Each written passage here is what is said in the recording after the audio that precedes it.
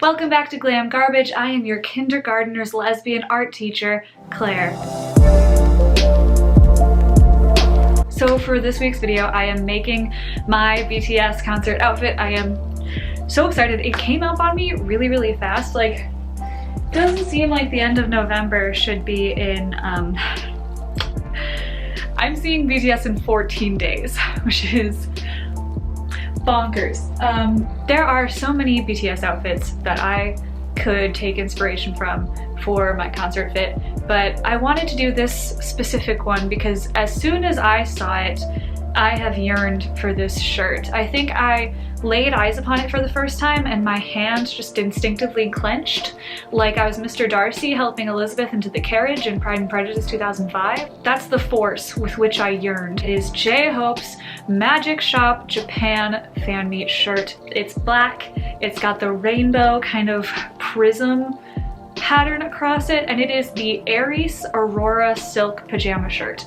I have found out since then, and it has been customized with rhinestones, just like all of their shirts have been for that performance, and they are, oh my god, all of them are so gorgeous. But this one, I had to have it. A lot of rainbow stuff, I feel, is kind of garish, and there is a place for campy, garish rainbow, but this is sophisticated rainbow. This is the elegant gay that I want to be in my everyday life. I don't know, I just love it. I love it so much. He looks so good. He sings Pied Piper in this shirt. Do you know how much distress that causes me? Anyway, because hubris will be my downfall, I am going to make it. I thought of like a few methods that I could do to get this shirt to be how I wanted it to be. I could have designed a pattern and ordered it by like Spoonflower or something, but those are really expensive companies to get the kind of like silky fabric that I want. I didn't want to get a black shirt and then fabric paint on top of it because I didn't want the texture of fabric paint. So I decided to go with something called Dynaflow. So Dynaflow is by the company Jacquard, and it is kind of like it combines the best qualities of a dye with the best qualities of a paint. So it's free flowing, but you can paint it on with a brush or use an airbrush if you have one of those. I do not. So I'm just gonna be painting it on with a brush, and you can get a level of control that you can't really get with just dyes. I thought about using a resist, but I couldn't find any that have reviews that made me feel confident in using a resist, which could be a bad call. There are so many ways in which making this can go horribly wrong. So this could very well be the documentation of an utter failure, and I'm gonna hope real hard that it's not, but if it is, I still have 14 days to come up with a backup plan. The fabric that I'm using is a white poly satin charmeuse. Charmeuse? God, that word sounds bad in my mouth. I got this off of Etsy. It's extremely cheap. It's like $2.99 a yard because I don't trust this process enough for me to spend a lot of money on really good fabric. So thankfully, Dynaflow works on both synthetic and natural fibers. And then eventually I'm going to be using heat fix rhinestones, and that's another spot where this could go horribly wrong. So even if this painting goes right,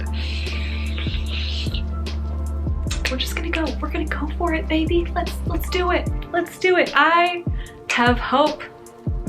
His name is Jung Ho-suk. All right. Okay, so I'm editing this like almost 3 months later, because holy post-concert depression, Batman, but I cannot believe that I just said I have hope his name is Jung Ho-suk and not I have hope his name is J-Hope. The joke was right there. What was I doing? But anyway, what I'm doing here is I'm going in with a layer of the black Dynaflow because I knew that the black would be the darkest color, and if I painted it on last, it would cover any of the colored bits that I had painted on if it bled. So I decided to use it first, and it covers it in a nice, even, dark coat. It works really well. on the white fabric, and I am leaving just a lot of white patches in the shape of where I'm going to put the colors. So J-Hope's shirt had a kind of diagonal aurora effect, and I am leaving those patches white as I paint over the black with everything else, so you get a nice even black base. And when you are done with your black, you're going to go in with an iron, because you have to heat set this color. So let it dry a little bit and then go in with your iron, but make sure that your iron is not too hot or you run the risk of burning it, and you can actually see burn bits in the color. So make sure that you have it on the lowest setting for synthetic fabrics and then iron it, and that will set the color. I wanted to try and set the black as much as possible before I went in with my color, just in case it bled into it, and trying to minimize that. But as I went in with my color, it did activate the black dye again, and it ran just a little bit. But the rest of the colors work really well, very similar to watercolor, like I said, so you can get a very nice ombre in between colors if you start with the lightest and kind of move into darker. So I started with a yellow and green, and then put the blue, etc. But then you can see as I go on and the black paint starts to run a little bit, that I get a not thrilled expression on my face. You can probably see me biting the inside of my cheek and getting a little bit mad. Yeah, I'm not happy here. As you can see, the black did run into my yellow, so I tried to kind of work it in with a darker pink. So I've reached the point in the process where I might hate it and everything I've ever made, which I learned in art school means that it is probably time to go to bed. So I'm gonna go to bed, and I'm gonna come back to this tomorrow after work and see if I still maybe hate it. Okay, so it's the next morning, and I am less despondent about the way it looks after having slept. Like this looks pretty decent, pretty good. But I did try and run it under some water just as like a test, and it's not running. The dye isn't running, but it is dripping tinted water. So it's running just a little bit, and that worries me just a little bit, because it is a concert outfit. I will be sweating and I will need to wash it after. Now Dynaflow I only used once, and it was a couple years ago, and it was during school, so I didn't have to, it was just like a sample project, so I didn't have to wash it. So I have to go to work, so I'm just gonna kind of be thinking about what I could do about this while I'm there. Okay, so it has been a few days. I got my hair cut. I kind of hate it. I look like if Amelie fucked one of the Beatles, and I'm not exactly thrilled about it, but enough of that crisis. Let's talk about what I ended up doing with the fabric. So I thought about it, and I didn't want to risk having a garment that would like just be completely useless after one wash. So I ended up designing this on my iPad and getting it custom printed, and you guys, I love it. Unlike my hair, I love this. I am so happy with the resolution.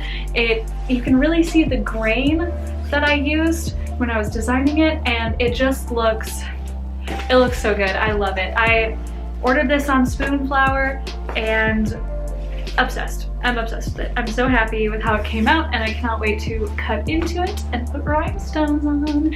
And if you want to make this yourself and you want to skip the crisis of designing it using paint and then going, just if you want to skip that bit because maybe you have already enough existential crises in your life, then good news, you can buy this on my Spoonflower. Link in the description box, and it gives me money. Yay!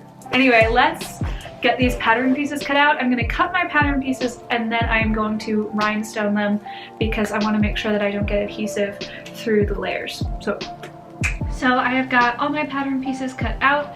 I have only sewn the interfacing into the shirt fronts because I want to make sure that I know where my buttonholes are gonna need to be so I can avoid putting rhinestones there. But other than that, I have not sewn any of the pieces together just because I want them to be flat when I rhinestone them. I think that would just make it easier. Even though I know the shirts that the boys were wearing were not done this way, I just think that this for me would be an easier way to make it. So I am using Hot Fix rhinestones. There are two main types of rhinestones that you'll find. You'll find ones that are just like regular flat back, and those are attached using glues like Gem Tack or E6000, which I mentioned in so many videos. This is an E6000 stan account. It's great, but use proper ventilation. Anyway, and then also Hot Fix. Hot Fix has a type of adhesive already put onto the back, and what you do with them is you will put them down in the place that you really want them, and then you use an applicator like this one to set that glue, to melt it to the back and adhere it to the shirt or the fabric that you're using. You gotta make sure that you, especially if this is a synthetic fabric like mine is, that you don't end up burning through the shirt. So keep that in mind, but you also want to set the adhesive. These, I am using 16 SS or 4mm rhinestones, and these ones are pretty cool. I like the color of them. The way that they were placed on J-Hope's shirt is they kind of follow the prism. I think that's so pretty. It's like they're raindrops in a rainbow. It's beautiful. I love it. Let's hope mine also looks that way. Despite what little time I had left, I decided to go a little crazy and add 2 other sizes of rhinestones, just because Sugar Pie Honey Bunch, I can't help myself. These sizes were 10 SS for the smallest ones and 20 SS for the large ones, just to make things a little bit more organic looking and add some more visual interest. So after the rhinestones were all applied, I moved on to assembling the shirt, and I didn't actually film this part because at that point I was about 7 hours away from my flight to LA, give or take, and I was really sweaty and really tired. But to assemble the shirt, I used French seams for every seam and then my rolled hem presser foot along the bottom edge. And both of those processes I've actually demonstrated in previous videos, so I have linked them down below as well as the timestamps on where that particular technique is used. And they're probably better representations than what I would have gotten from actually filming this one because I was not rushing in the other ones. And I was very much rushing for this one. And because I was rushing, I ended up messing up a little bit along the top edge of my collar to the point where I just didn't want to wear it outside, even though I know no one else would have noticed. It would have bothered me. And your own satisfaction is the most important part. That's what she said. Okay. That's actually not true. That's terrible advice. Oh god, okay. So I fixed this by adding a blue bias tape that matches the piping in my cuffs.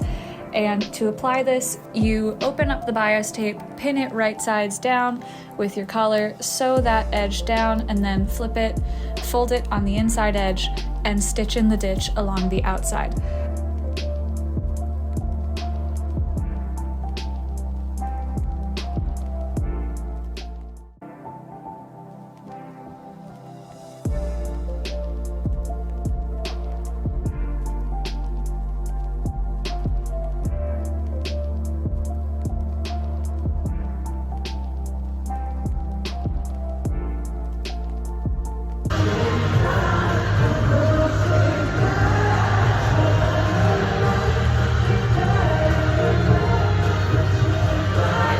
Hello from future Claire. I guess it is actually present Claire since I'm filming this the day that I'm posting it. And then that was past Claire that you've seen through most of this video. Time is a flat circle and it doesn't matter. I just wanted to give you a more kind of classic reveal than just the photos and videos from me in LA, including the one where I'm just openly weeping to spring day. But without further ado, I feel like you can only really get like the full effect of this shirt when it's in motion. Woo! Yeah, look how sparkly. Oh yeah, it's great. I forgot that I loved this. I haven't taken it out of the bag. but I put it in to travel back from LA since I got back because it made me sad that it was over. And now I'm putting it back on and I'm just kind of like thinking about it and the experience and how wonderful it was. And anyone who's going to Las Vegas, you're going to have the same amazing time, and I'm not at all jealous. Not even a little bit.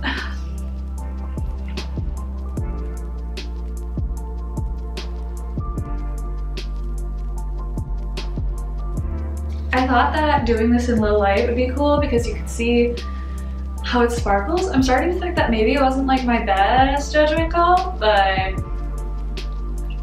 too late now.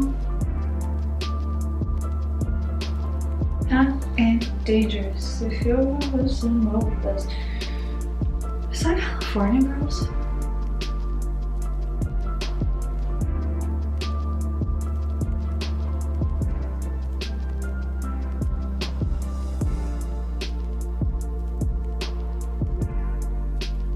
I did find out because of this that you can bring a rhinestone applicator on a plane. Heat Fix rhinestone applicator and makes it through TSA. That's a PSA. Come on, you can focus. Here.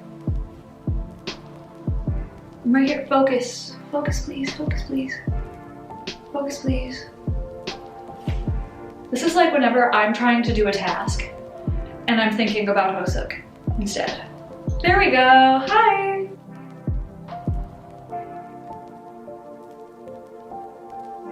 That is all I have for you this video. Thank you guys so much for watching. I hope you enjoyed watching this process. Ooh, it was a process. If you did, click that like button to please the algorithm and drop a comment to please me. My ego is very fragile and I crave validation. And hit subscribe to stay tuned for my next video, which is actually going to be a two-parter and another recreation of one of my like all-time favorite BTS outfits. And I know I say that about like every look, but I mean it this time. Keyword is seesaw, and I won't say more than that unless you are in my group chat, and you already know because I'm too excited to keep my mouth shut.